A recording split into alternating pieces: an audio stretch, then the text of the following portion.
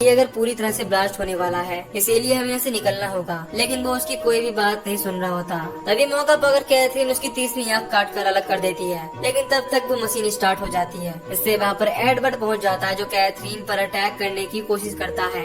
लेकिन क्रोफोर्ड उससे कहता है कि तुम ऐसा नहीं कर सकते, यहाँ तक कि तुम तो किसी से प्यार भी नहीं कर सकते। ये सुनकर एडवर्ड बहुत ही ज्यादा गुस्सा हो जाता है और क्रोफोर्ड का पीछा करने लगता है और उसे पकड़कर खा जाता है। इधर कैथरीन के पास वो क्रीचर पहुँच जाते हैं, जो उसके हाथों की हथकड़ियों को काट देती हैं, क्योंकि ये उन्हें क्रोफोर्ड कंट्रोल कर रहा था। लेकिन जब वो क्रीचर कैथरीन पर अटैक करने की कोशिश करते हैं, तो वो वहाँ पर एक पेपर जलाकर भाग जाती है। तभी एडवर्ड कैथरीन की तरफ बढ़ने लगता है। इससे वो वापस मशीन के साइंटिस्ट का असिस्टेंट होता है। इस दौरान वो किसी मशीन पर काम कर रहा होता है। इस मशीन को एडवर्ड ने बनाया था। फिर जब क्रोफोर्ड उस मशीन को ऑन करता है, तो उसके आसपास अजीब तरह के क्रीचर दिखाई देने लगते हैं। इसे देखकर क्रोफोर्ड काफी हैरान होता है। तभी उनमें से एक क्रीचर उसे काट भी लेता है, जिससे वो बहुत ही ज्यादा डर जाता है और बड़ी मुश्किलों से उस मशीन को बंद करता है। इससे वो क्रीचर्स वहाँ से गायब हो जाते हैं। फिर क्रोफोर्ड साइंटिस्ट एडवर्ड के पास पहुँचता है और उसे बताता है कि रेजोनेटर मशीन काम करने लगी है। लेकिन एडवर्ड को उसकी बातों पर विश्वास नहीं होता, इसीलिए क्रोफोर्ड उसे चलकर देखने के लिए कहता है।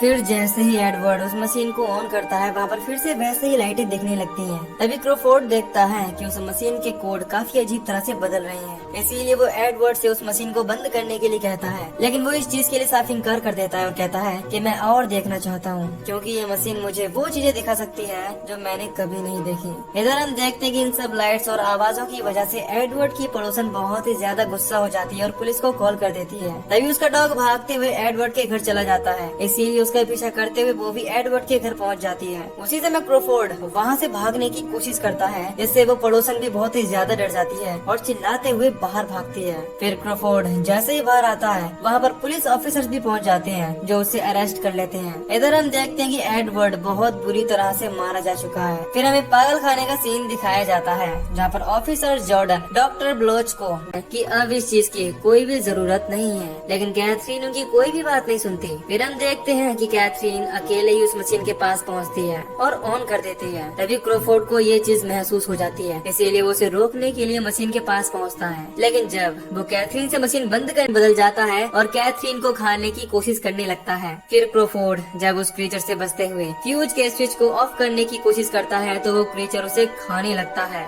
ये देखकर बूबा केबल को खींचकर मशीन को बंद कर देता है, जिससे कैथरीन और क्रोफोर्ड दोनों ही बच जाते हैं। लेकिन इस दौरान क्रोफोर्ड की हालत बहुत ही ज्यादा खराब हो गई थी। इसके बाद कैथरीन उस मशीन की सारी केबल निकाल देती है, जिससे वो दोबारा स्टार्ट ना हो, क्योंकि उसे एहसास हो गया था कि वो मशीन बहुत ही ज्यादा खतरनाक है। फिर वो बूबा से कहती है कि मुझे लग रहा था कि मैं उस मशीन को कंट्रोल कर पाऊंगी, लेकिन मैं गलत थी। अब बूबा उससे कहता है कि ये मशीन हमें चेंज कर रही है, जो कि रहता है। तभी कैथरीन और क्रोफोर्ड भी वहाँ पर पहुँच जाते हैं, जो मशीन को बंद करने की कोशिश करते हैं, लेकिन उससे पहले ही उन पर बहुत सारी मधुमक्खियाँ अटैक कर देती हैं। ये देखकर बूबा कुल्हाड़ी से केबल को काटने की कोशिश करता है, लेकिन केबल के कटने के बावजूद उसमें करंट फ्लो हो रहा था। इसीलिए बूबा अपने पास मौजूद टॉर्च से उन मधुमक्खियों को डिस्ट्रैक्ट करता है और फिर टॉर्च को दूर फेंक देता है, और उसकी रोशनी बूबा के ऊपर रिफ्लेक्ट करती है। इससे सारी मधुमक्खियाँ उस पर अटैक कर देती हैं और देखते ही देखते उसे पूरी तरह से खा जाती हैं। ये देखकर कैथरीन काफी दुखी होती है। तभी उन्हें वहाँ पर एडवर्ड दिखाई देता है, जो पूरी तरह से क्रीचर बन चुका था। फिर वो कैथरीन को पकड़ लेता है। इस दौरान वो क्रोफोर्ड की भी तीसरी आंख निकाल देता है, जिससे वो भी उसके कंट्रोल में हो जाता है। फिर एडवर्ड कैथरीन को भी अपनी तरफ खींचने लगता है। तभी कैथरीन के हाथ एक सिलेंडर लग जाता है। वो उस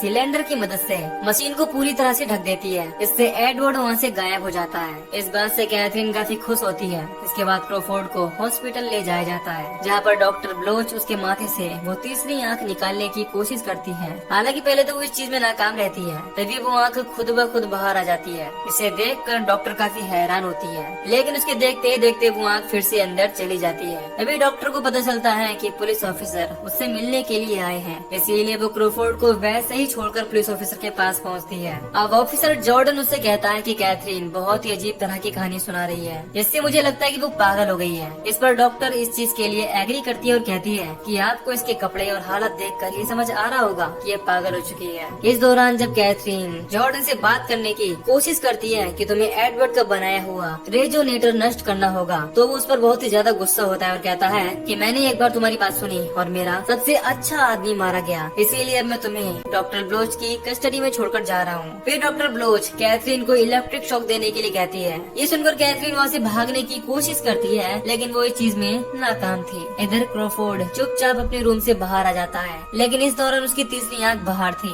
जिससे पता चलता है कि वो खुद के कंट्रोल में नहीं है। फिर जब डॉक्टर ब्लोच उसे ढूंढते हुए एक रूम में पहुंचती है, तो वहाँ पर उसे क्रॉफोर्ड मिल जाता है, जो एक इंसान के दिमाग को बहुत बुरी तरह से खा रहा था। यह देखकर ब्लोच काफी हैरान होती है और कहती है कि इस चीज से तुम बहुत ज्यादा बीमार हो सकते हो। तभी क्रॉफोर्ड को होश आता है और वो डॉक्टर से पूछता है कि मुझे क्या हो रहा है, लेकिन डॉक्टर को भी इस बारे में कोई जानकारी नहीं थी। तभी फिर से क्रॉफोर्ड की तीसरी आंख निकल आती है, इसीलिए वो ब्लोच पर अटैक करके उसकी आंखों को नोच कर बाहर फेंक देता है और उसका बहुत ही बेरहमी से खून चूसने लगता है। इधर एक डॉक्टर जब कैथरीन को इलेक्ट्रिक शॉक देने की कोशिश करता है, तभी एक नर्स उसके पास पहुंचती है और बताती है कि हमें तुम्हारी जरूरत है, इसीलिए वो डॉक्टर कैथरीन को खोल रहा होता है। तभी कैथरीन उस पर अटैक करके बाहर आ जाती है। इसके बाद हम क्रॉफोर्ड को देखते हैं, जो लगातार लोगों को एक एक करके बहुत ही बेरहमी से मारता हुआ एक एम्बुलेंस चोरी कर लेता है और हॉस्पिटल से बाहर निकल जाता है। इधर कैथरीन भी वापस एडवर्ड के घर पहुंचती है और उसमें बम लगाकर टाइमर सेट कर देती है, जिससे वो मशीन और घर पूरी तरह से ब्लास्ट हो जाए।